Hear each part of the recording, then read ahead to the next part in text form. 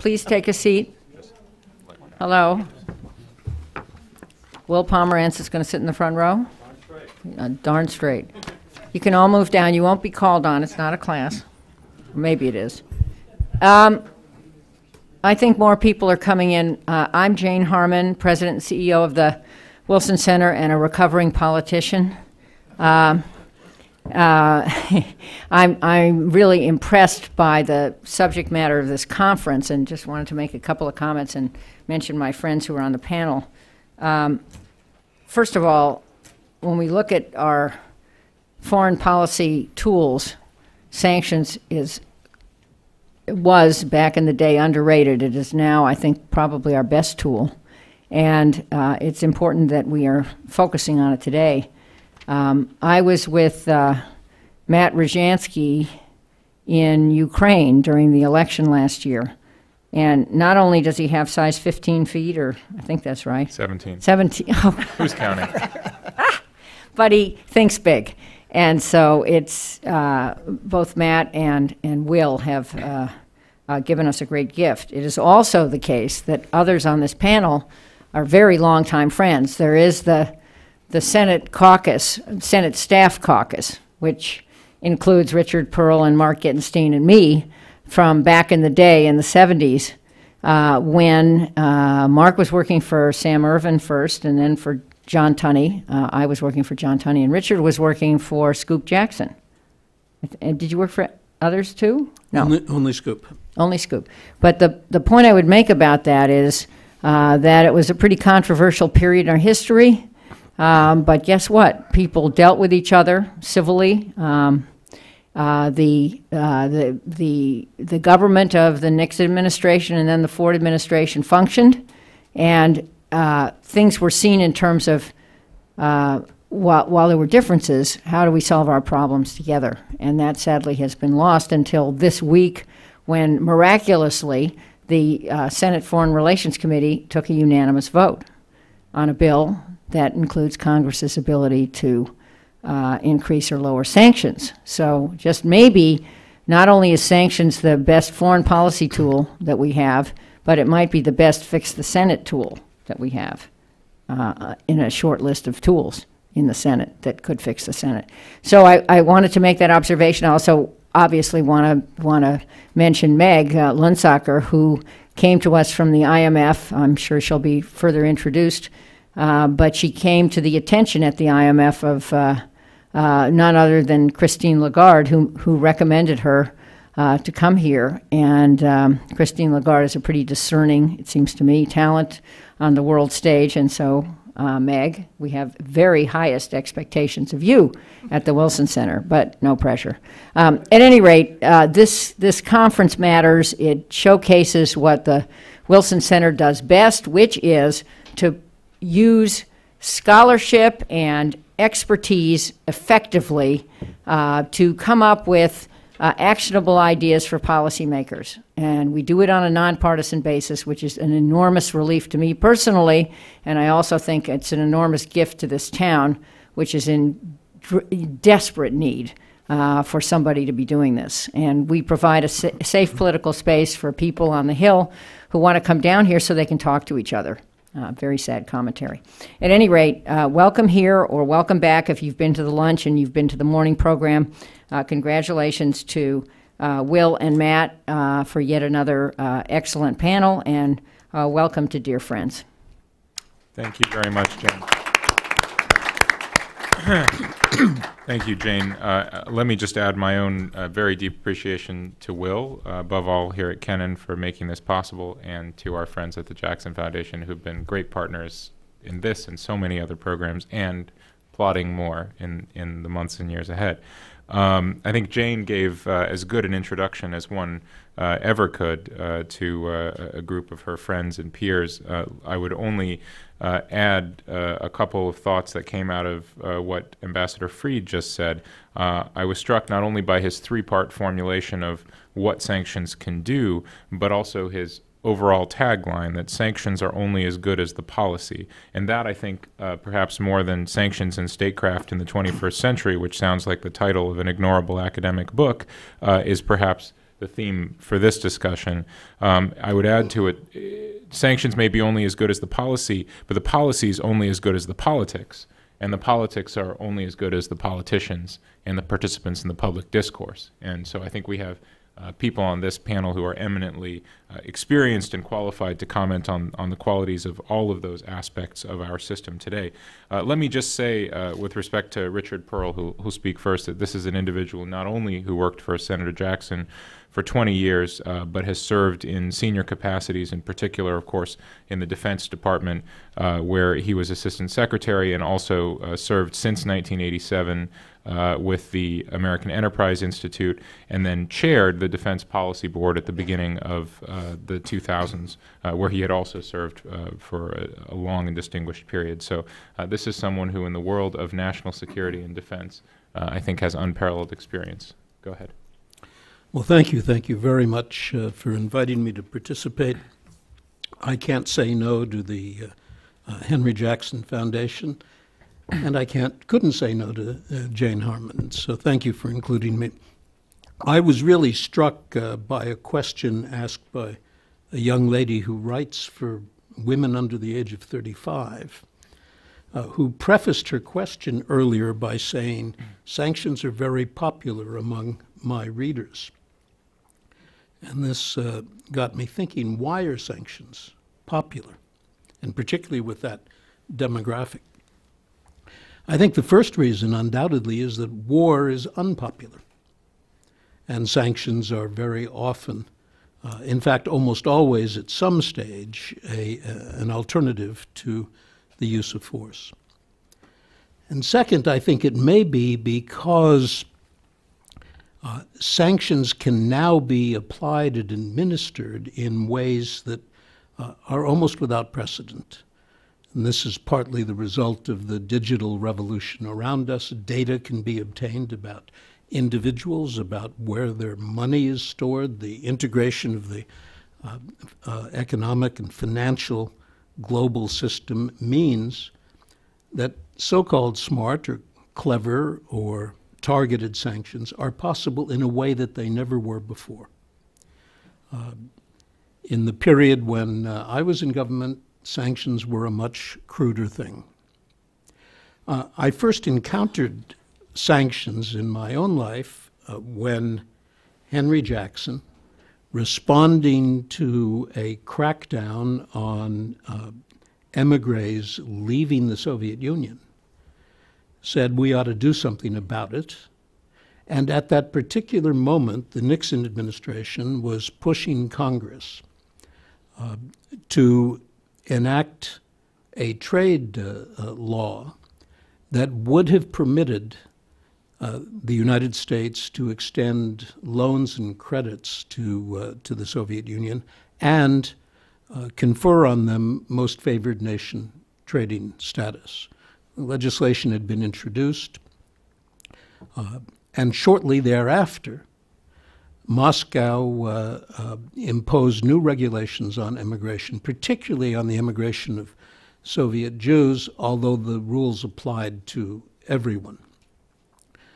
Scoop's response was, we ought not to be giving trade benefits to the Soviets if their policy is to refuse people the universal and universally recognized right to leave a country or return to it, in the words of the UN Human Rights Charter. And so he introduced the legislation that came to be known as the Jackson-Vanik Amendment. It was a sanction. And it was a sanction that had what I think may be the single most important characteristic of an effective sanction. It was very clear about the objective, and it gave the sanctioned party, the Soviet Union, a very clear path as to what it could do to get the sanction lifted. And like most sanctions, it became leverage in a negotiation between the United States and the Soviet Union on Soviet emigration policy. In the end, a compromise was reached. It's a long and complicated story, and I don't want to take all the time that would be necessary. But the Soviets responded first by lifting one of the restrictions that it had imposed, and in fact the restriction that had stimulated the amendment in the first place. And in the end, over time, the number of people permitted to leave the Soviet Union rose to the point where just among Russian Jews, over 1 million were able to leave the Soviet Union. There was a remark made earlier that sadly Scoop didn't live to see the success, but in fact he did. He saw people leaving in the thousands, tens of thousands. He had in his office, and this isn't well known, but it's worth sharing, he had in his little office where 5 of us worked, a woman whose full-time job was to collect data on Romanians wishing to emigrate who had been denied an opportunity to do so. And this full-time employee collected dossiers on these families so that we could sit down once a year with the Romanian ambassador and negotiate the number of visas that would be issued. And hundreds of people got visas. And they got the visas because Congress, the president was given the right to waive the restrictions on Jackson Vanik, which applied to Romania as well. But Congress had the right to block the presidential waiver. And so we sat with the Romanian ambassador and dealt in lives. And as I say, thousands of people got out because the sanction of not lifting the waiver was there. So it worked. It worked remarkably well.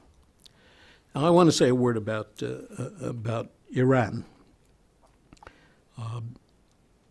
There are sanctions now, as we all know, that have had a profound effect on Iran. Maybe not as profound an effect as the decline in the price of oil. And by the way, I think that applies to Russia as well. Important as the sanctions are there, the sharp decline in oil prices is even more important in terms of the situation that both the Russians and the Iranians and some other darlings like the Venezuelans face.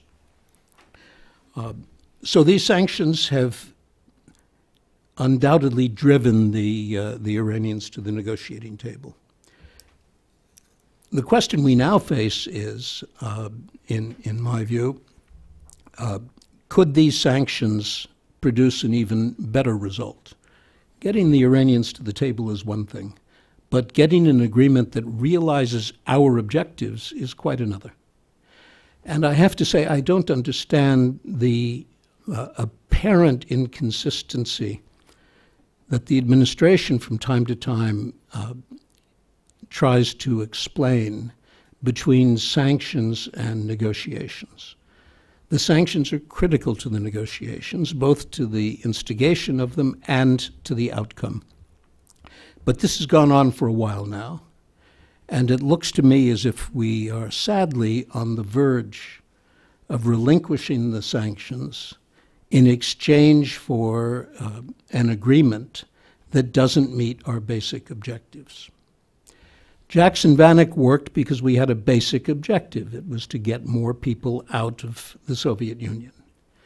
And we were only prepared to give that up or modify it when we got what we were looking for. The objective in the Iran negotiations, where sanctions have been in effect and used with great effectiveness, has been significantly to retard Iran's nuclear weapons program. And as far as I can tell, it doesn't do that. But it is a typical negotiation. Sir Samuel Hoare was an appeaser and was in Munich in 1938 for the famous Munich negotiations. And he said something very interesting about the process of negotiation. And I want to read that to you. He said, "I had been caught up in the toils of a critical negotiation. The longer it went on and the more serious the issue became, the more anxious I grew to see it succeed. This is almost always the course of negotiations. As they proceed, the parties in them become increasingly obsessed with the need to prevent their final failure. If they are to continue, it is necessary to make concessions, and one concession almost invariably leads to another. The time comes when the question has to be faced. Is the substance being sacrificed to the negotiation? And is it not better to admit failure rather than to make further proposals and concessions? Throughout the Munich discussions, I often ask myself whether the slide into surrender had not started. And I share Sir Samuel Hoare with you now because between now and the end of June, we will have to ask ourselves whether a slide into surrender has or has not occurred, and whether therefore we should or should not look to the post-sanctions era and trust in an agreement that is still pending. I have one last remark. We've all heard the cliche that force must be only used as a last resort. I think that's a foolish and dangerous cliche. For one thing, it guarantees that you try everything first, even those things that have no realistic prospect of success.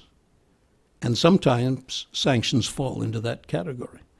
There are sanctions that can be effective, but there are also sanctions that you know damn well are not going to be effective. If we take the view that we will always have to go through and exhaust all of the other instruments available to us, we will sometimes find ourselves in a situation where the instruments before the use of force have all failed.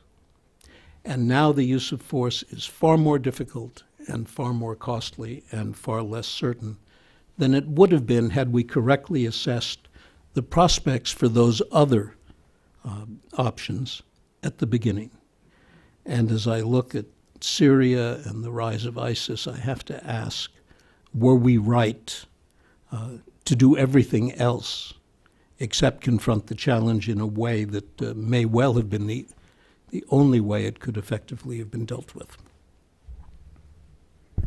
Well, lest we leave this conference thinking that having a good, solid sanctions policy solves our problems, Richard, I think you've vastly, vastly underscored and complicated the policy challenge, but rightly so. Meg Lunsager, as Jane said, is now a public policy scholar here at the Wilson Center, but she brings tremendous experience coming from the IMF, where she served as the executive director for the United States 2007 to 2014, and also the Treasury Department here, where she was Deputy Assistant Secretary for Trade and Investment and worked on China's WTO accession. She has a master's in international economics from the University of Maryland and a bachelor's from American University. Meg. Thank you very much, and I want to join all the other speakers in thanking the sponsors for asking me to participate.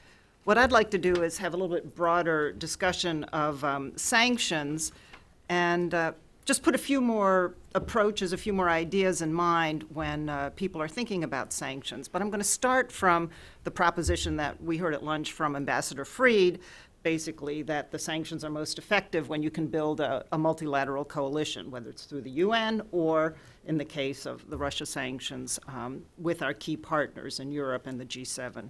So I completely agree with that, and I saw that many times in terms of the work I did over the years.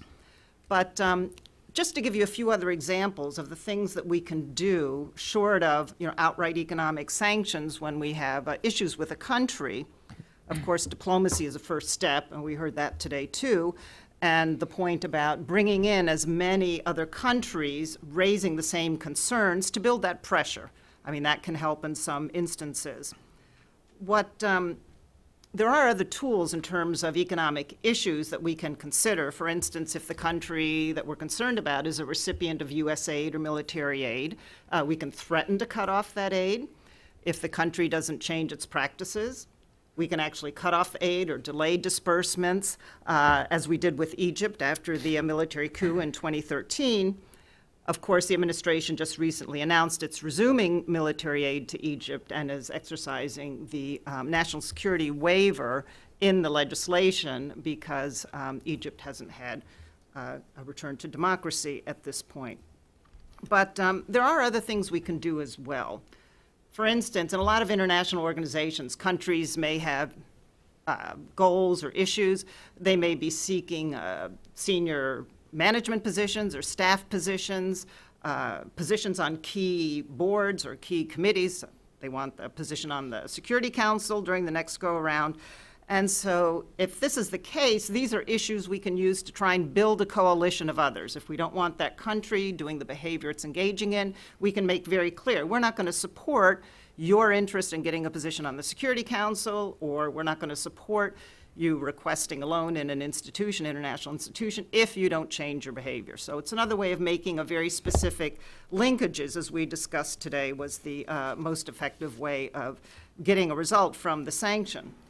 Now, of course, there are all sorts of, if none of this works, all sorts of real economic sanctions, and you've heard the range of that today, from an outright embargo, such as we've had on Cuba, freezing financial assets, and now smart sanctions targeting very specific individuals, very specific practices or transactions.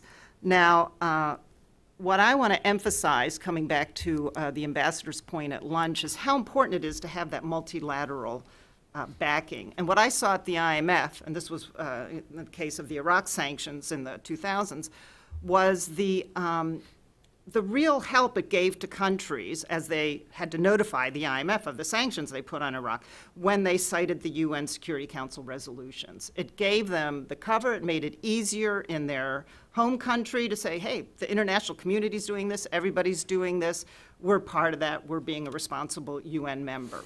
So I would say, as much as we can, use the UN. I think that's a really, really the best way to go, of course. In the case of Russia, that's impossible, as has already been discussed. But what I'd like to do now is just turn to just how we come up with the sanctions. So some things will be established by US law, but there are also sanctions we impose for particular reasons without having a new law passed by Congress. And this is using the International Economic Emergency Powers Act, and I'll come back to that in a little bit. And then I also want to talk a bit about how we look at lifting sanctions and how we have the incentives out there for countries to comply. Now, what I'm going to start with is an example of a sanction that I had to implement when I was at the IMF. And so just to give you the very specifics, there are a number of people in Congress and, of course, in the United States and worldwide that were concerned about trafficking in human persons. This means countries weren't doing enough domestically to prevent children being sold into prostitution or into slavery. And I remember when I first heard about this, I thought, this is horrible. We really have to do something about it. Well, the law that came out basically says, if a country's on the list and the State Department sets up the list, the law is general and the State Department has to come up with a list, country list, the United States cannot support a request for a loan from that country makes at any of the international financial institutions, IMF, World Bank, regional banks. And so that was the instruction. I would get memos from the Treasury Department explaining who was on what list. I would send a memo around to my colleagues on the boards, especially the executive director representing that country, and to staff and management so they knew, because I was supposed to use my voice and my vote, not just my vote, to try and change this practice. Well, how effective was this? The reality is, at the international financial institutions, IMF, World Bank, a country gets a loan approved on a simple majority basis. So the U.S. may have the largest single vote of any one chair, but that doesn't mean we can stop a loan. So when we would abstain or vote no, and nobody else would join us, I mean, they didn't have these laws. Our key allies, our G7, they didn't have these kinds of laws, so there was really no interest in joining us. Furthermore, since the executive director representing the country knew we were going to abstain, the IMF staff and management knew we were going to abstain, They had no interest in what we had to say on the economic program. So I felt that we completely eroded our effectiveness in terms of trying to design a program that would lead to development, would lead to economic growth, and hopefully diminish the incentives for those kind of practices. Yet, that's what we had to do. And of course, we dutifully reported. I know Treasury does a quarterly or semi-annual report. You can look it up to Congress on all the countries we voted against for various reasons. So it's not just trafficking in persons, it's things, there's a list of countries that haven't undertaken a military audit. There's the list of countries that are communist dictatorships that we cannot support loans to. And of course, the IMF and World Bank do not have democracy in their charters. The EBRD, European Bank for Reconstruction and Development, does, but the three here in Washington do not. So another approach is where you have a particular country named in U.S. legislation. So you have the Cuba embargo particularly, but the legislation will give some instruction on what the U.S. government's supposed to do. So we have just recently the Venezuela Defense of Human Rights and Civil Society Act of 2014. Congress passed it late in the year, and the president signed and issued an executive order declaring a national emergency with respect to the unusual and extraordinary threat to the national security and foreign policy of the United States posed by the situation in Venezuela. The executive order goes on to state, we are committed to advancing respect for human rights, safeguarding democratic institutions, and protecting the U.S. financial system from illicit financial flows from public corruption in Venezuela, all lofty goals. And the EO, executive order, lists specific individuals that engage in these practices. Now, this is done under the International Emergency Economic Powers Act, which is what the administration has to use to implement sanctions regimes, which it did in Iraq and Libya, Afghanistan, other countries. And it's been very effective in cutting off financing for terrorists, for others.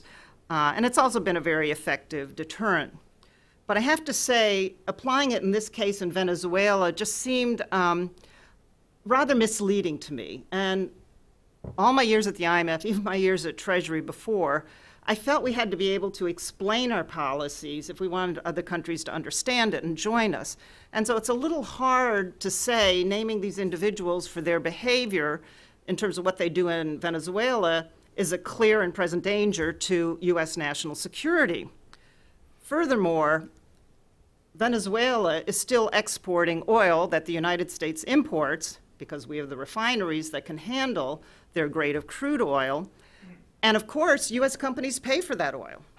So we have revenues going to Venezuela, the national oil company, for what we've imported here in the U.S. And of course, the reason is we want to make sure that the budget of Venezuela still manages to provide some of the basic human services that it does.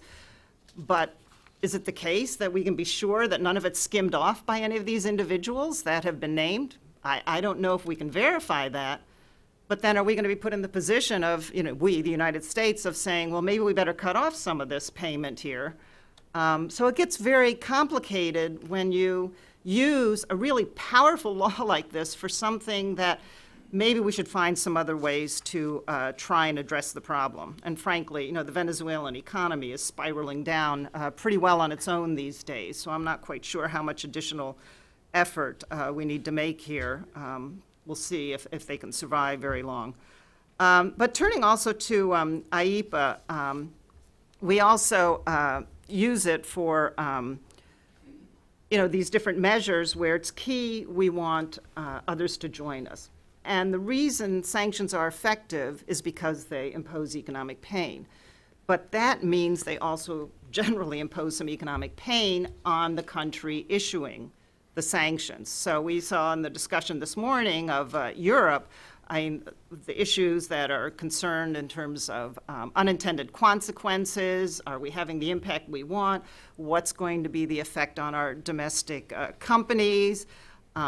So again, having a UN Security Council resolution helps in terms of give you that general justification. But let me mention one other recent sanction that the U.S. imposed, and it was only mentioned briefly this morning, using, again, the International Emergency Economic Powers Act, is the April 1st, just a few weeks ago, executive order targeting cyber-enabled activities originating outside the United States that materially contribute to a significant threat to the national security, foreign policy, or economic health or financial security of the United States. And the order goes on to name critical infrastructure, computer networks, theft of financial information. Now, I am pretty sure that just about everybody in this room has gotten that letter or that email from a financial institution or insurer saying, we've been hacked, we've been compromised, your data, your financial data, maybe even your medical data has been compromised. So I expect there's going to be widespread support for implementation of this executive order. I certainly have gotten quite a few of these emails, so it is a concern to many. The one caution I would put out there is I really hope this gets implemented in a very smart way. And I say this because we want to ensure let the legitimate purchasers, legitimate users of the U.S. financial system, of purchasers of U.S. technology, we want to make sure that they can still have access to what are vitally important sectors to our national economy. I mean, that's clear from what's going on in the U.S., how important high tech is to us, how important our financial sector is.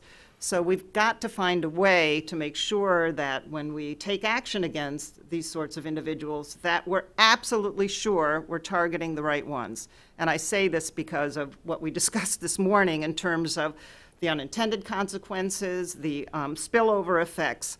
It's very important that this be done with quite a bit of caution. So I would just put that one word of warning out there. Now, in terms of lifting sanctions, I think that was really useful what the ambassador said, what others have said in terms of having a clear path, a clear set of incentives to get the country, if you're targeting very specific action the country has engaged in, to then come to the table and then continue to implement whatever agreement is reached. We've already seen the difficulties with this just in terms of the actions on Iran immediately.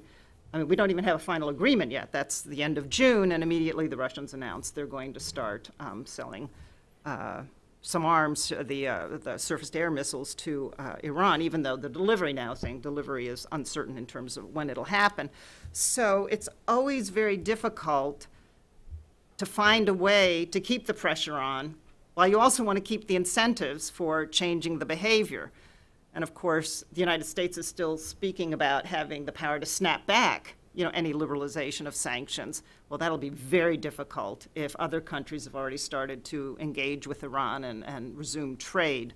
So I think it's going to be a very difficult few months here of negotiations, not just with the Iranians, but with all our other partners as well that are part of it.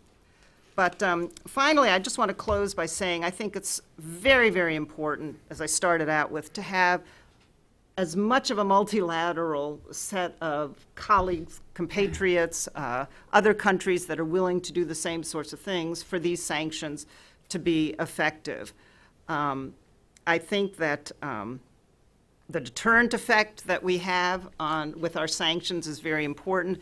We need to make sure that that deterrent effect is also shared by other countries. It's very useful. As we're shaping these, we need to make sure that we maintain the attractiveness of the U.S. financial markets, U.S. high tech, maintain legitimate access to U.S. markets, because ultimately we still do run trade deficits, current account deficits, and we still need the foreign financing. And let me just close by briefly picking up on one point that came up this morning, just in terms of the mention of the anti-money laundering, countering the financing of terrorism regime that the Financial Action Task Force set out. That's a very good case of a multilateral group using peer pressure to change behavior. And the peer pressure is there just because countries want to get into the Financial Action Task Force. They want to be a full member. They don't want to just be part of a regional style body. They want to be a full member, and that incentivizes behavior and incentivizes them doing the things to counter money laundering and the financing of terrorism. So all through my career, whether at Treasury or at the IMF, the most effective way was bring the others on board, other countries on board, to achieve the same result. Keep that pressure on and keep that spotlight on the bad behavior. Thank you. Thanks very much, Meg. Ambassador Gittenstein, as Jane pointed out, also a veteran of the Senate staff, having served, I see, on the Judiciary Committee staff during a rather contentious nomination hearing for Robert Bork. But he's also dealt with challenging issues in the diplomatic environment, particularly when he served as United States ambassador to Romania from 2009 to 2012. That was the time during which the Missile Defense Agreement between the United States and Romania was signed, and that, of course, has been one of the core problems in the U.S.-Russia relationship going forward, though probably eclipsed now by a number of others. Ambassador Gittenstein is special counsel in the government and global trade practice at Mayor Brown, where he's also practiced for many years. Please. Thank you, Matthew, and thank you for inviting me. So I bring to this a rather narrow perspective in the sense that I'm not a career diplomat. I'm a political appointee. I'm reminded, Richard reminded me this when he talked about the use of force, of what Bill Daley, the then Chief of Staff of the President, said to me when I said, "Do you have any last-minute advice?" He said, "Don't start any wars." So I come to this as someone who's looking for other alternatives. And I also begin with the premise that with respect to, for better or for worse, I doubt seriously that the EU or the United States will use force in Ukraine. I have opinions that are actually closer to Richard's than probably the administration. But that being the case, if you're ambassador or former ambassador to Romania, what you worry about is what signal does that send? What impact does that have on Romania, not only just Romania, but Moldova and Bulgaria and other countries in the region? So I've come to believe since I left, and I left there in November of 12, you know, when the reset was in full flower and before Putin had undertaken his initiative in the Ukraine, that the threat in this region is not simply Putin, but what I have come to call Putinism, which existed actually before Putin in the region. It's a sort of notion that goes back, at least in Romania, 1,000 years, and that is that oligarchs are better equipped to run countries than real democracies. And that this sort of oligarchical approach to government means managed media, lack of transparency, weak judicial systems, politically manipulated law enforcement. And as a U.S. ambassador, which you focus on fairly quickly, since every week you have some CEO from an American company coming in and complaining to you about that, is that this is really bad for American companies. It also happens to be bad for British companies, too, because each of those are subject to a very strict regime, the Foreign Corrupt Practices Act, in the case of UK, the bribery statute, serious statutes that sanction American and British companies from engaging in corrupt activities. And what concerns me is there is sort of a trend in the region now, and I'm particularly taken with Prime Minister Orban's statement, actually given, by the way, in Romania, about the alternative to quote-unquote liberal democracy. And what he's talking about is basically the Putin approach to government, which is strongman government built around oligarchies. And I think this is as big a threat to the EU-NATO regime as Putin's green men in eastern Ukraine and in Crimea. And I think that as an ambassador, my perception was that one of my primary roles was to figure out how to build free markets and functioning democracies as an answer to this. Again, an answer to something existed before Putin was in the Ukraine. I believe that it's what drove those young Europeans to the streets in Euromaidan. It's what brought them to the Democracy Square in Romania. It's what elected the last president of Romania in November in an extraordinary election, by the way. It's what the Twitter revolution was all about in Chisinau, you know, a few months before I came to Romania. It's about young Europeans in Eastern Europe and Central Europe and in Eurasia who want to be aligned with us, and we in the U.S. government, in particular U.S. ambassadors, need to show them how to do it. Now, the question is, do bilateral sanctions or multilateral rule of law regimes have a role to play here? Are they a tool that should be in the toolbox of every U.S. ambassador in the region? And obviously, I believe they do. Now, we've spent a lot of time today and on this panel talking about sanctions in Iran and Russia, important as they are, and the so-called nuclear deal. But the question is, can sanctions be used as a way to bolster rule of law, transparency, democracy, and free markets in a country like Romania? First, allow me to digress for a second. As Matt said, I came to Romania before the Ukrainian incident and while rule of law, while the reset was in full flower. But we did negotiate the Missile Defense Agreement, which brought the Aegis Ashore missiles to Devaselo in Romania, and the Russians, as predicted, had a hysterical reaction to it, which had nothing to do with reality. But my mandate actually, I think Biden sort of hinted at this when he told me I was going to take this job, that my job was to negotiate this treaty, which I did. But that actually was not that hard, since the Romanians are so pro-American. We got it past the Romanian Senate 90-0. Nothing ever passes the Romanian Senate 90-0. The real challenge for me was developing a rule of law regime and working with the IMF and the EU to create a system of anti-corruption and rule of law in Romania, and we have had some success. But let me tell you a word or two about what the lessons I learned in that process. One, picking up on all the points that have been said since Dan Fried spoke at lunch, it was critical that we work multilaterally. Now, I had a powerful ally for obvious reasons in the UK ambassador, but the IMF and the EU were powerful allies to what we were trying to do, and we had a constitutional crisis in 2012 in Romania, by the way, I've always believed manipulated by the Russians in part, to fire some of the prosecutors and pardon some of the bad guys in Romania. And so we worked together on that very effectively. The second point I would make is that I was largely playing it by ear. There was no real anti-corruption strategy given to me by the State Department, and fortunately I had a personal interest in it, and I had a phenomenal staff at the embassy that was committed to this, and we put something together on our own. The third point, which I want to spend a few more minutes on today, is I thought I had a limited number of tools. Now let me tell you about two tools I had that worked quite well. One was the so-called hectoring, shaming, whatever you want to call it, the sort of bilateral démarche alternative. I was in with the president, I was tweeting, I'm not tweeting, but SMSing with the prime minister every couple of hours during some of the worst periods in 2012. So I was in their face all the time. I was not nearly as effective as the Assistant Secretary of State for EUR or the Secretary of State, or when I called up my friend, the Vice President of the United States, and said, you've got to call the President or the Prime Minister and tell him he can't do this or that. That had a huge impact, and it had an impact because Romania is, many people don't realize, the most pro-American country in all of Europe. Do a poll every year, Romania always comes out on top. So when the U.S. says something, people listen. That is not altogether true throughout the Balkans, by the way. Another tool I had, which I didn't know about till I got to Romania, is Presidential Directive 7750, written by George W. Bush, which gives an ambassador, in consultation with the Consul General, the authority to deny visas to people he believes, or she believes, are engaged in corrupt activities. I used that.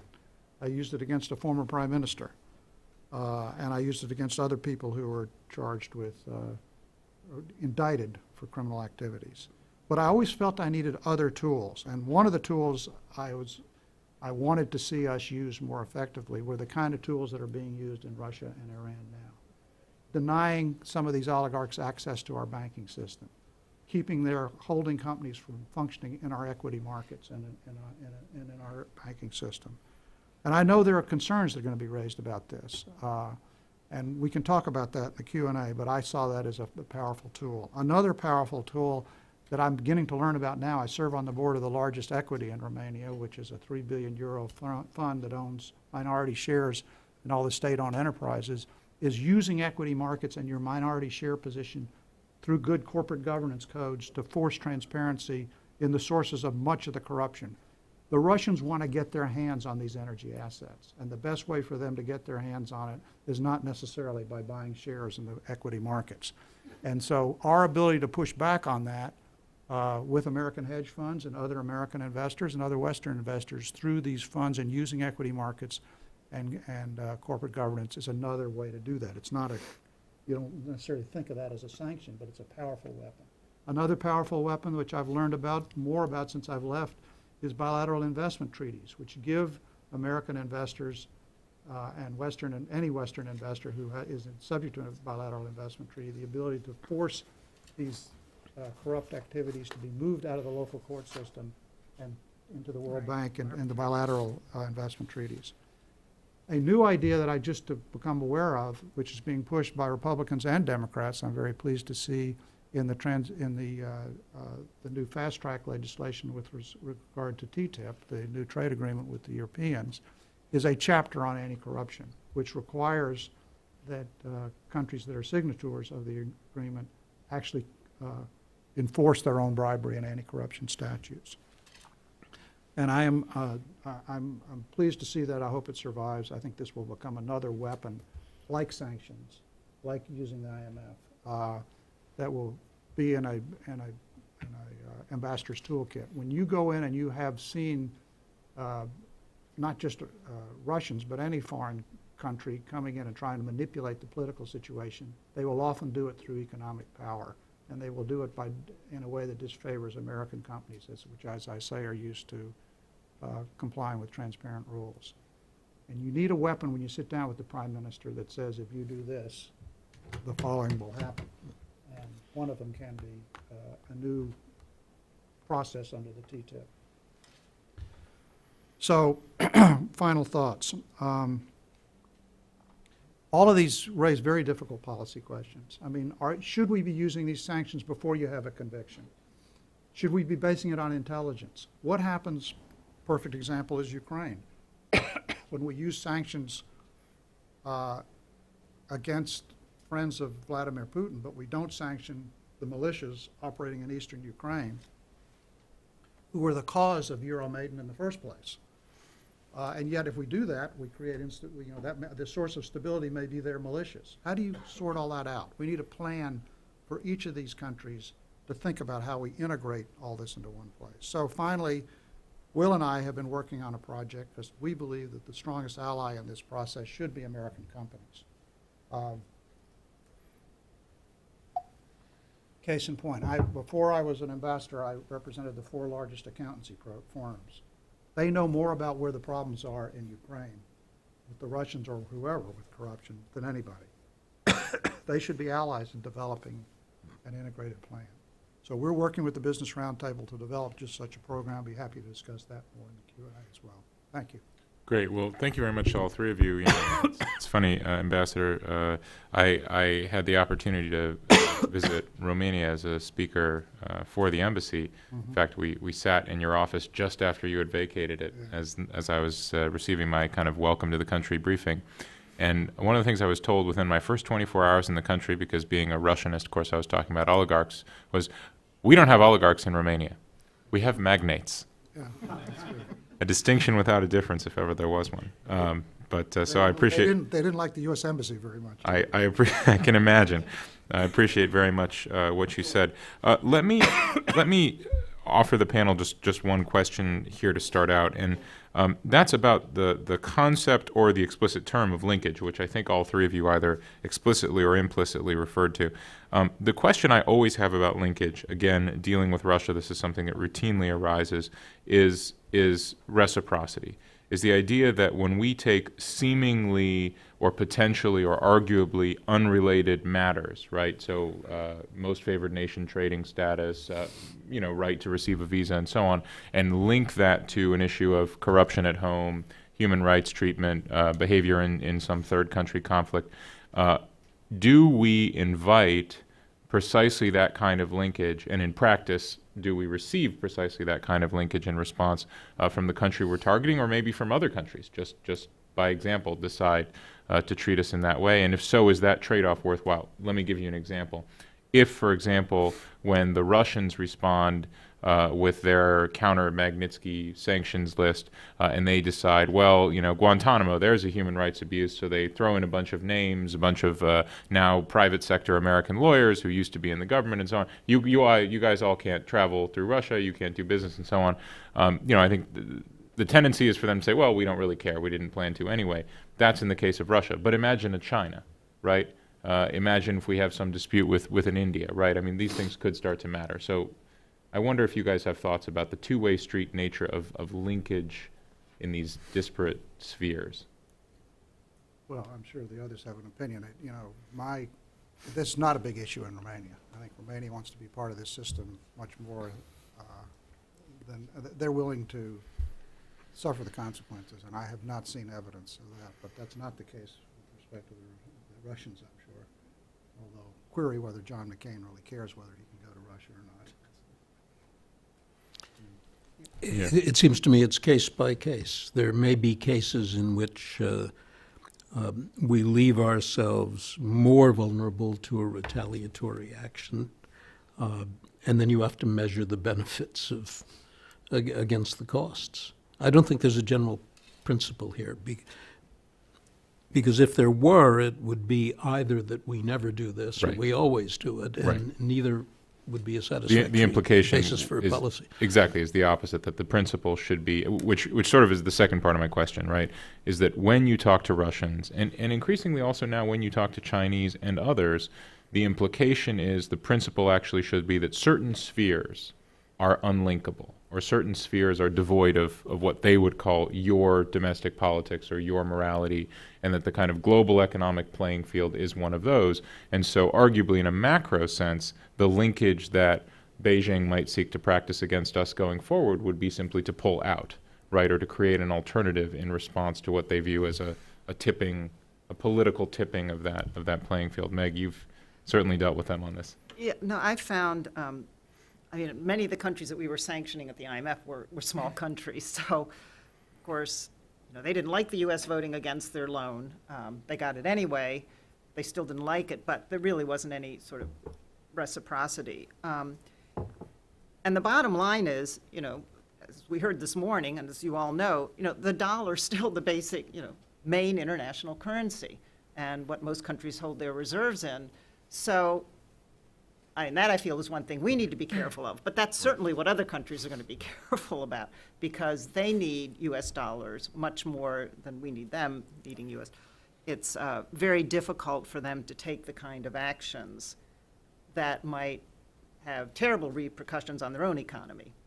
So I think in terms of the big sanctions like that, there's going to be less of that. It'll tend to be more of other kinds of things like the tit for tat on the visas. I'm skeptical that sanctions ultimately work in any country unless there's some domestic support in that country from the policy that we're attempting to achieve. I think that's what makes me so skeptical about Russia, because there's no institution there that allows them to express their views, and that's very troublesome. It's less, by the way, less so in Iran, apparently. But in Romania, the reason these kind of things work is because there's a huge majority in Romania that wants to move west. I think that's true in western Ukraine, and I think it's even true in Moldova.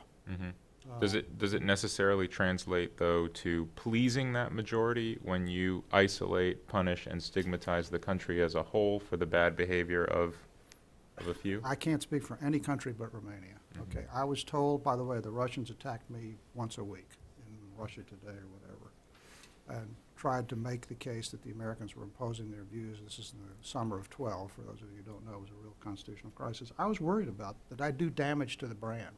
So I did some polling. I had the embassy do some polling afterwards, and I focused not only on me, but the UK ambassador had spoken out as well, and the EU. Barroso was phenomenal, and so was Angela Merkel. And I had polling done on all four of us, and our numbers actually increased, because Romanians wanted someone to speak out on these issues. Now, I can't say that that's the case in Russia or Iran, but I'm skeptical that these things work unless there's some reason domestically for the country to acquiesce to the sanction. Well, let's bring in some audience questions. Yes, right here. And as always, your name and institution, please. Yes, my name is Professor Ted Henkin at Baruch College. I wanted to just ask a question that relates kind of to Venezuela, which was mentioned by Meg, and then also the point you just made about the domestic constituency for U.S. policies. There was a first time ever, it seems, poll done recently in Cuba, and it turned out that Fidel Castro had 44% approval ratings. His brother Raul had 47, but Barack Obama had 80% approval rating. Now, this is the first poll, so who knows how reliable it is, but it gives an indication in the Cuba case that I think Obama was already popular, but his numbers probably shot up, given that there was a general rejection by the population, not the government necessarily, which is obvious, of the previous policy. So how important is it in general, but specifically in your case, when you were ambassador, to make clear the distinction in the U.S. eyes between the people of a country and its government in terms of sanctions, in terms of our attitude, in terms of our engagement? Now, a Cuba case is very different from various other cases given our relationship to that government, but I'm wondering about that. And the Venezuela issue, you had mentioned, Meg, about the kind of mixed message that was maybe being sent with the sanctions against Venezuela in terms of the boilerplate language that had to go with it, but those being targeted, but maybe not, the message wasn't sent correctly. I just wanted to hear more about how could that have been done better to make an example, to sanction officials, but at the same time not really give the regime ammunition to try to rally the region against the policy. Thank you. Well, I'll give a brief answer. First of all, very good question, because the public diplomacy programs in the United States are particularly bad at this, okay? I mean, we're taught to get up and say this isn't something that's important to American companies. Well, that actually doesn't sell very well in Romania, okay? And what I tried to recast, let's take the stealing of the forest by the Rome Silva, which is the forestry company, or the stealing of energy assets, often on behalf of the Russians. Who knows who it was on behalf of? And I used to get up and say, you know, obviously American companies are hurt by this, but you Romanians are hurt by, they're stealing your oil resources. They're stealing your forests. I tried to make that case. Unfortunately, I didn't have enough data because we didn't produce good data on this. And I think you're making a very good point. We need to learn how to talk this way. You know, this is about, if we can't make the argument that this is about the people that risk their lives in Euromaidan, then, you know, the fact that we have a sort of a geopolitical interest in Ukraine is, you know, not as important to them. Thank you. What I would add on Venezuela, and it's very, you know, I'm no expert on Venezuela other than I know the economy is doing very poorly and foreign exchange reserves are getting quite low. Maybe it would have been more effective if we could have found some allies in Latin America that would have been willing to pressure the Venezuelans to say, look, the United States is getting friendly with Cuba. The world is changing. Isn't it time you too, Venezuela, changed? You know, if that pressure had come from some of their neighbors in Latin America, I think that would have been more effective for getting the message across. Hey, it's a new world out there. It's time you changed and caught up with the rest of us. But, you know, very difficult to predict what might work and what might not work. Thank you.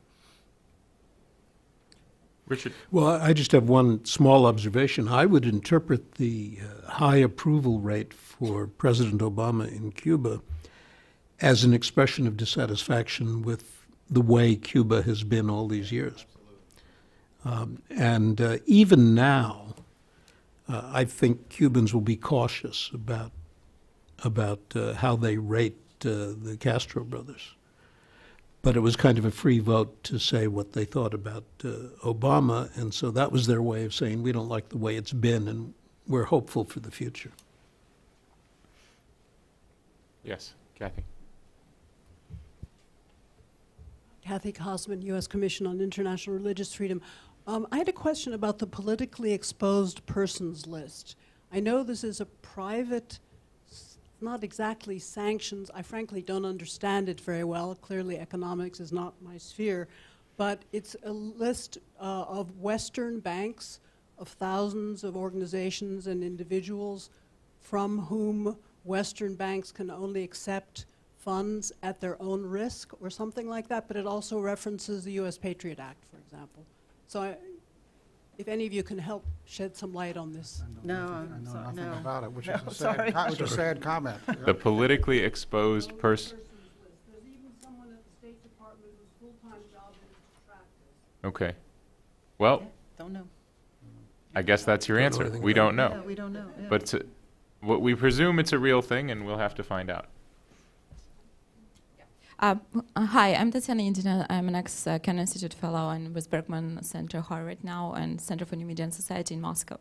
So my question would be, what are your prognoses for the future? So since we are talking whether sanctions are effective tool of foreign policy or not, so do you have any optimistic scenario or pessimistic scenario? So what would be the optimistic scenario if under which circumstances a dialogue is still possible, if it is possible, because we know from conflict management that you cannot resolve conflict without talking, right?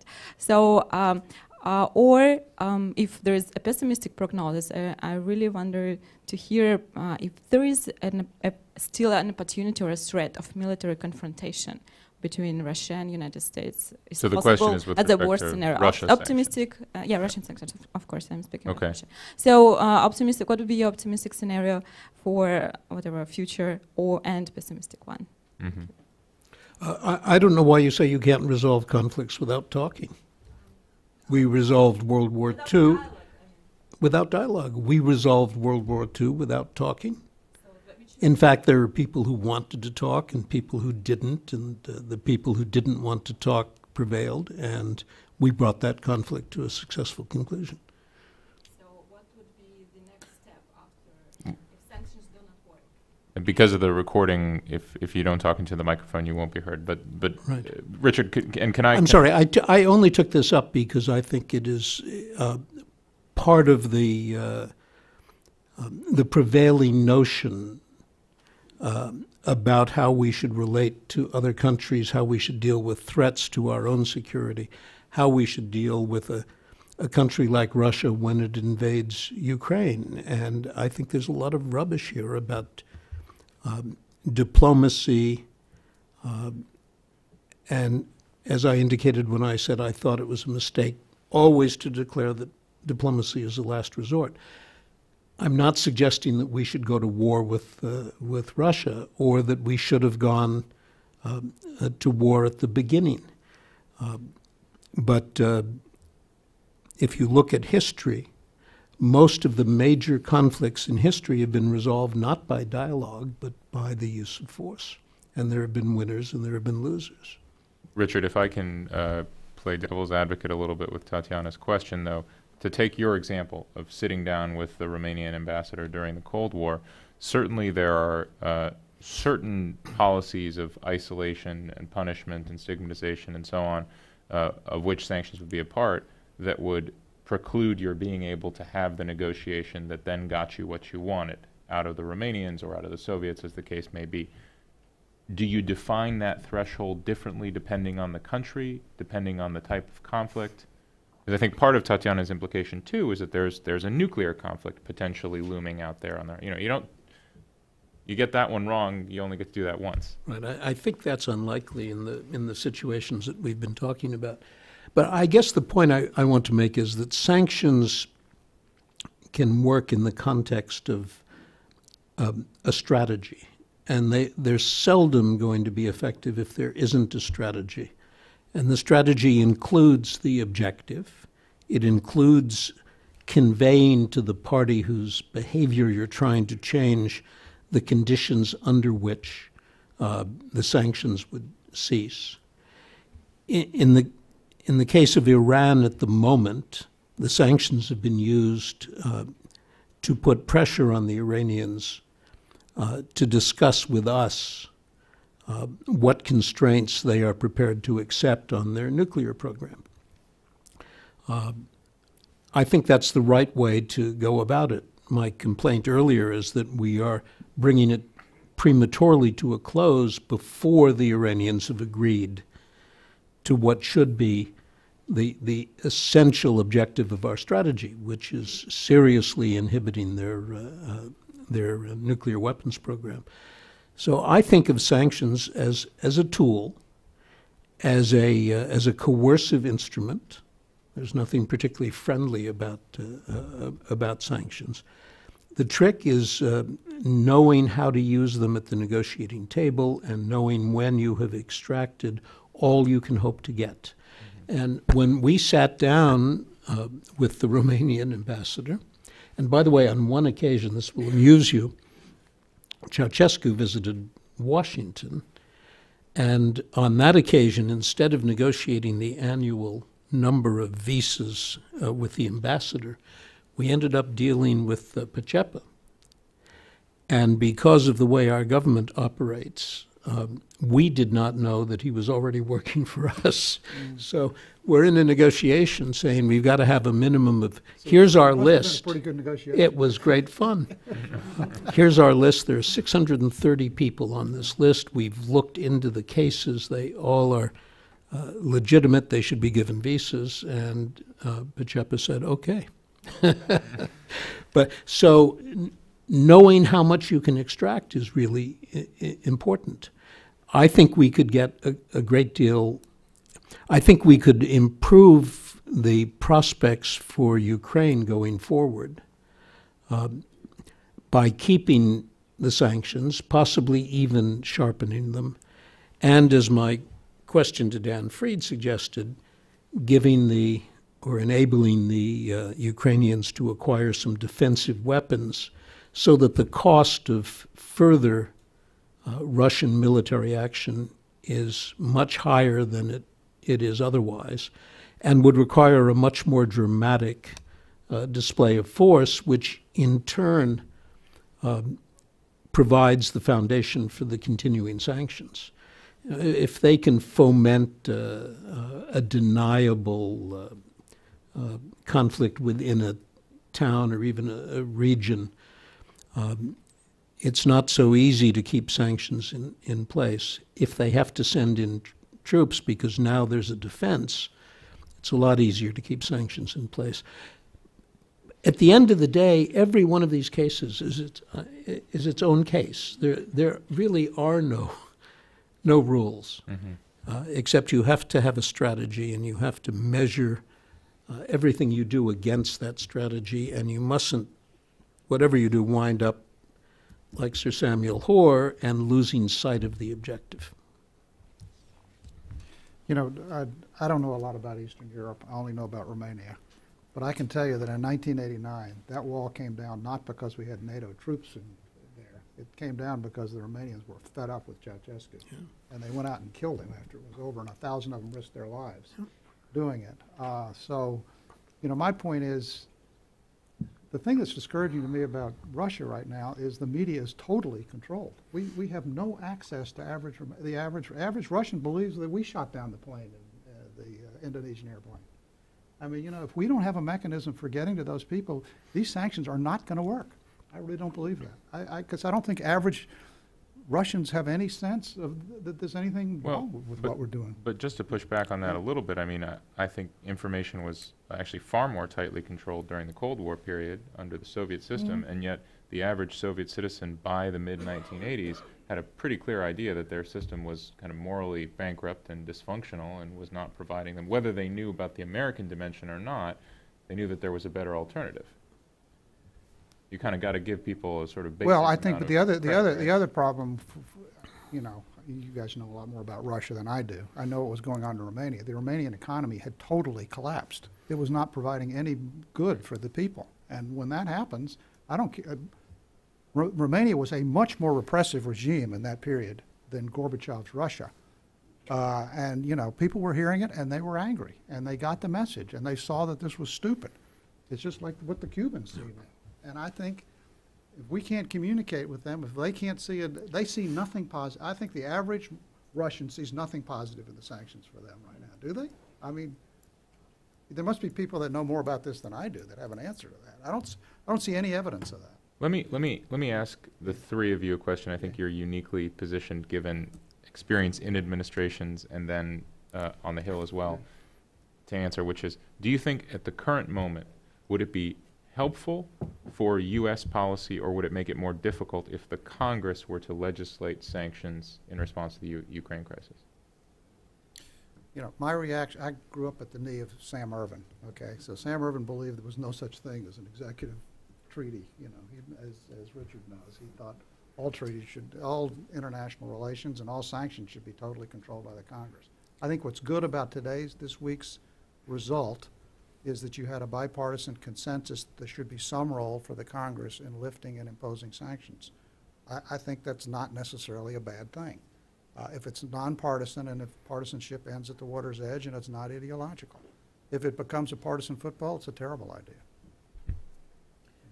I would just add, I mean, I was glad to see the outcome earlier this week too, but I would fear too much getting into the details and making it impossible to act quickly or effectively and having limitations. And I just think it's dangerous. It's better to have a more general approach. And then, frankly, I would expect, and the administration should be, consulting with members of Congress as they're developing sanctions programs, working on it so it doesn't come out of the blue. But I think it would be better to have a more generalized approach.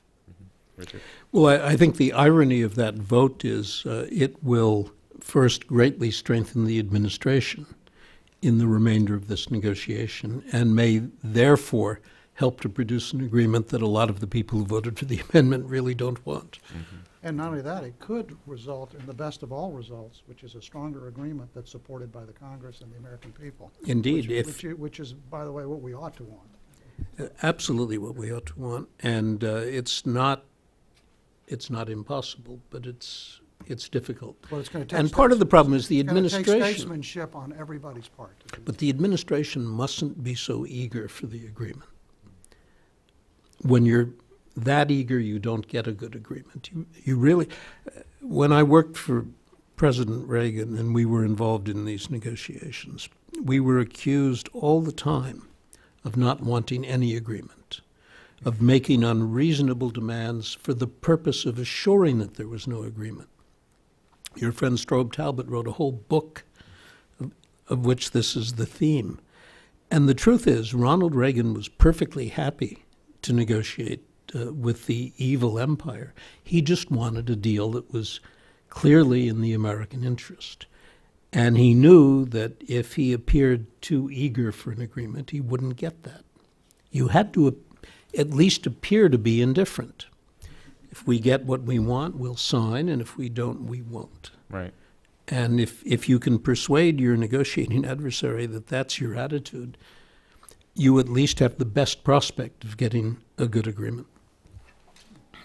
Well, at the risk of sounding partisan, I want to make one closing comment. It's certainly a lot better what Corker did this week in terms of the future stability of foreign policy in the United States than 47 Republican senators sending a letter to our negotiating adversary. That is not a good way to do foreign policy. And if that's the way this system is going to work, it won't work. If, on the other hand, all sides can sit and reach agreement and unanimously vote something out of the Foreign Relations Committee, that's the way it ought to work. Incidentally, given the numbers involved in both the letter and the Foreign Relations Committee vote, I'm assuming there was some overlap. Some members who signed the letter also voted. Well, there's some members who realized it was a mistake, probably. That's very interesting. On the other It hand, was a stupid letter, but they were terribly frustrated at that point. Yeah. Because I'm sure there's blame to go around all the way around here. I'm not arguing that. So at the end of the day, it's clear the administration's position is negotiating not only with the Iran or the Soviet Union or the Russia, it is also negotiating with the Senate.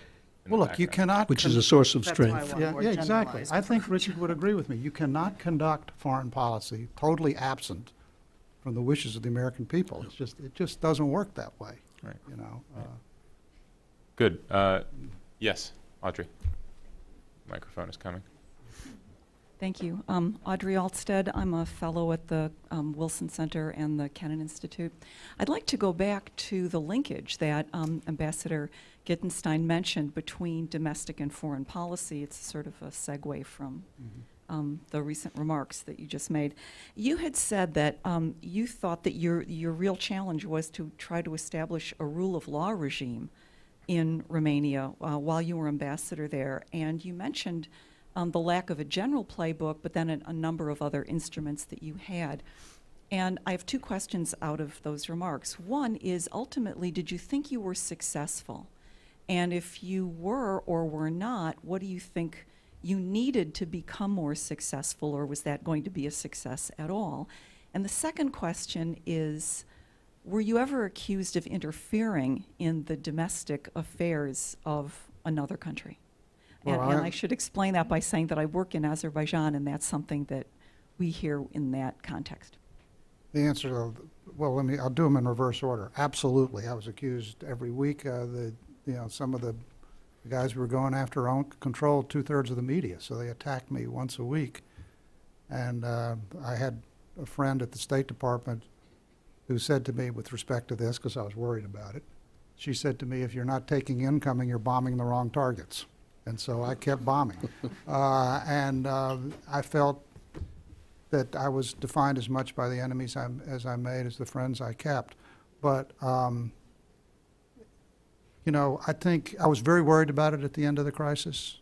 And I told you I did the polling. And I think Romania is a little bit of a unique case because it's so pro-American and they wanted this. So I wouldn't say this would apply in Bulgaria or Hungary in particular, or in Baku, In terms of success, first of all, I don't take any credit for the success. Was actually the EU and the IMF deserve as much credit for what's happening in Romania as what we did.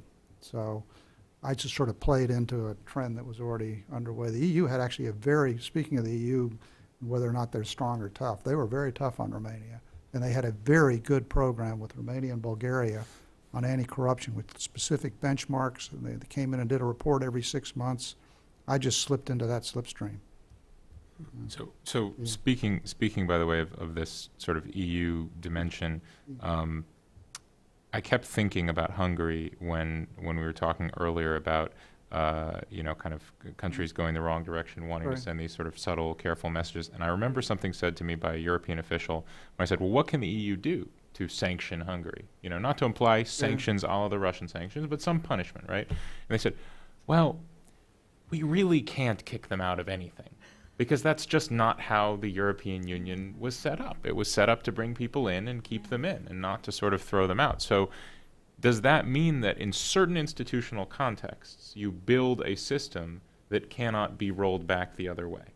That, in other words, it is just structurally, or that if you did it, it's kind of a nuclear option, right? Like people say about the SWIFT system. Once you do that, they're out of the international economy, and then you should be prepared to deal with kind of Stone Age levels of relations.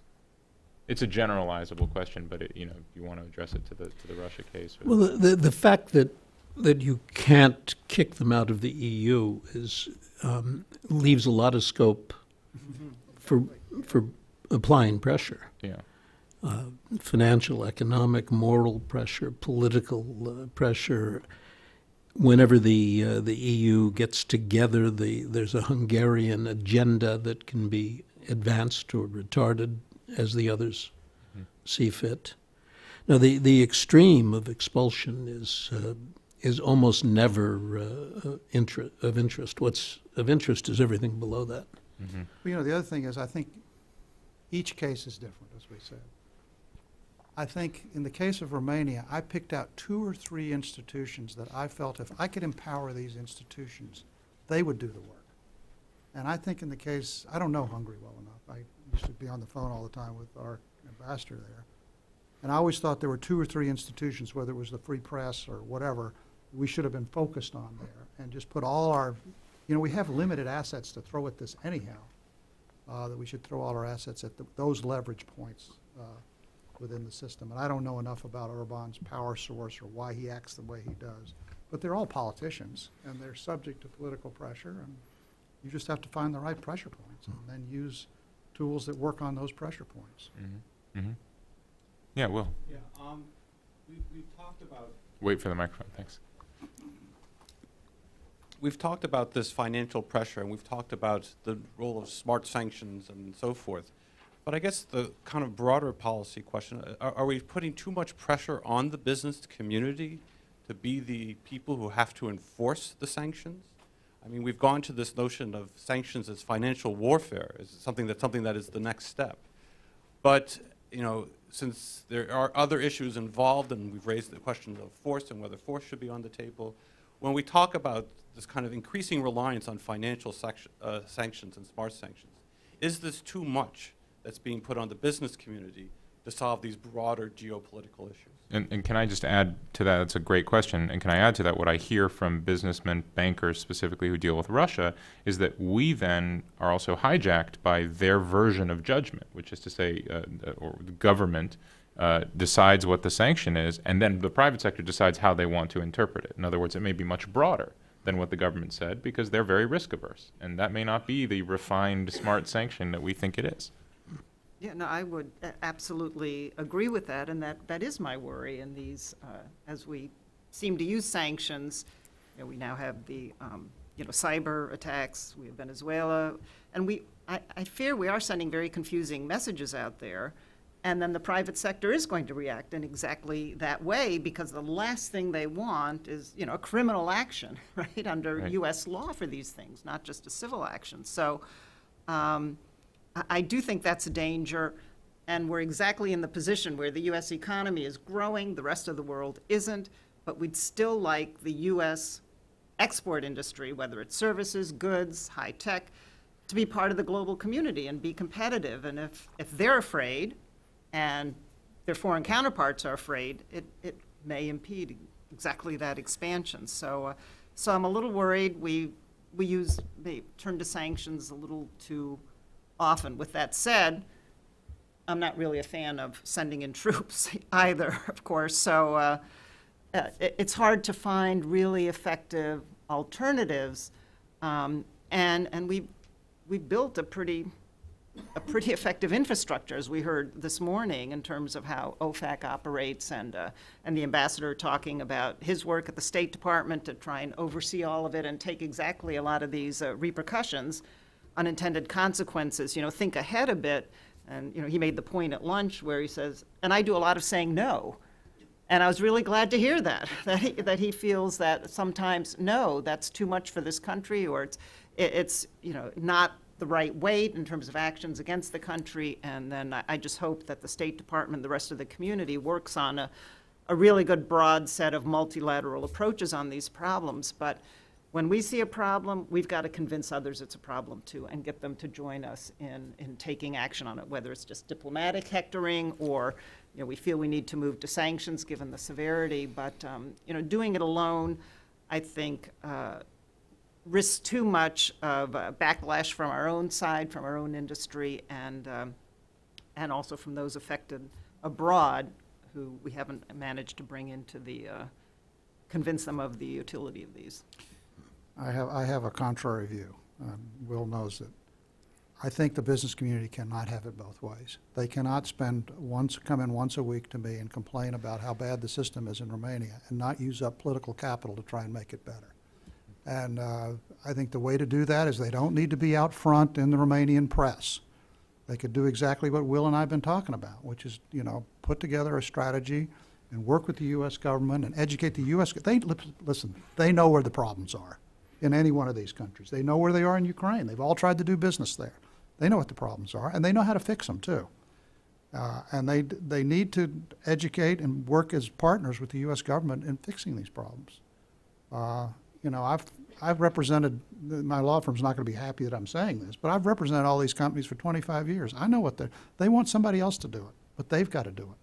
And they don't need to be out front doing it. They can do it through the Wilson Center or through the State Department or through the Defense Department.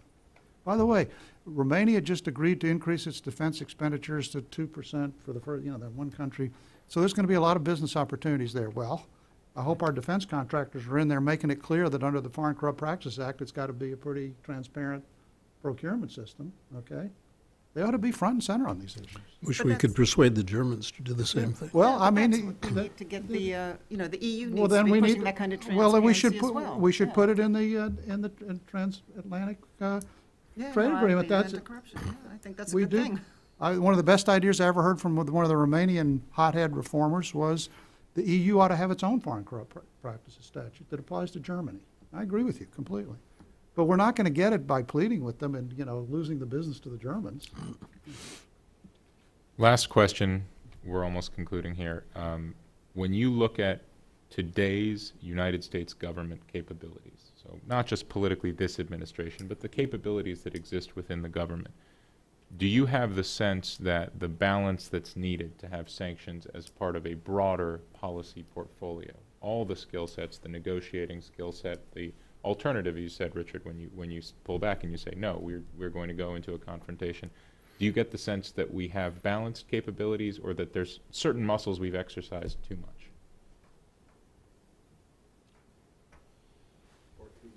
Or too little, right. You know, I keep saying it's case by case. And I think we've handled some situations very skillfully and others not at all. In some cases, it's because we have resorted to measures more to make us feel good than to accomplish an objective. I mean, Meg, I was listening to your frustrations with the human trafficking. Yeah. I mean, to pass a law that says we are not going to approve loans to countries that are engaging or failing to deal with human trafficking, and then to sit there knowing that the loans are going to be approved anyway, that's not a serious policy. Exactly. And if Congress was serious, they would have authorized, and if the administration was serious, it would have accepted the authority to do more than make feckless speeches. So it's case by case. I think the sanctions with respect to Iran took a long time gathering momentum, but they became quite effective and still are, and probably should be continued until we get a good agreement. With respect to Russia over Ukraine, I think the combination of the sanctions and the decline in oil prices has put a lot of pressure on Putin. If we added the third element, which is some self-defense capability in the hands of the Ukrainians, we might actually get a useful result. And there are cases I just don't know anything about, but I think it varies enormously. I think the tools are there. But if you're operating sanctions in 31, 32, that's tough. You know, we can talk and chew gum, but we can't necessarily talk and chew gum while doing backward somersaults. So you need to have people focused, and the intensity of the focus makes a huge difference. Once these programs decline into a kind of bureaucratic automaticity, Right. the chance that they'll be effective really declines. Right. I thought the 2-year, was it Fried who talked about this sort of 2-year time horizon, or it may have been someone earlier today. I thought that was a great point versus the Cuba sort of half-century. Right. Yeah, Anyway. no, I mean, sometimes I fear it's just an easy way of looking like we're doing something. This is really bad. We're doing something. Here's this new executive order. And then in terms of, you know, it's very difficult to evaluate the effectiveness, to see what difference it made because, you know, so-and-so couldn't come to the United States or couldn't access his bank account in Miami when, in fact, you know, his sister or his cousin or whatever still has access to that bank account. It's just, I want U.S. policy to be effective. I mean, this was always my sense representing the United States at the IMF. I want us to have our agenda, our goals. I want us to be clear about them, bring others, try and persuade them to support these and join us in moving forward on them.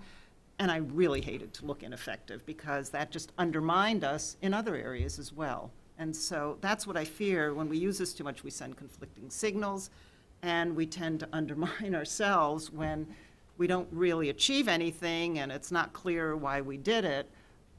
So, you know, with that said, I do believe some programs have been very effective, but let's not overutilize this tool. Mark, any final thoughts? No, I only have a 3.5-year experience in one place. My feeling, as I said earlier in my comments, you got to pick your shots, but you got to take your shots. And the problem with sanctions is it's not fun when you go in and tell the prime minister, if you do this, this is going to happen. In some countries, you can't get away with that. I don't think you could do that in Hungary. Yeah, I mean, by the way, I was offered Hungary and turned it down. But good for me, because I would have been PNG within about 6 months. Well, please join me in thanking all three of our panelists. And I'm just going to quickly wrap up. Again, I think we've had a very ambitious agenda, and we've really fulfilled it during the course of the day. I think we've approached sanctions from all angles, and I think we should all leave with a list of do's and don'ts, some pluses and minuses, some incentives, some objectives, and hopefully we are all a little smarter after the day's discussion. So again, thanks so much to the Jackson Foundation, to Lara and to John. Thank you to all our panelists, and thank you all for coming. Really nice meeting. I actually do want to talk to you about some of the rule of law work you're doing.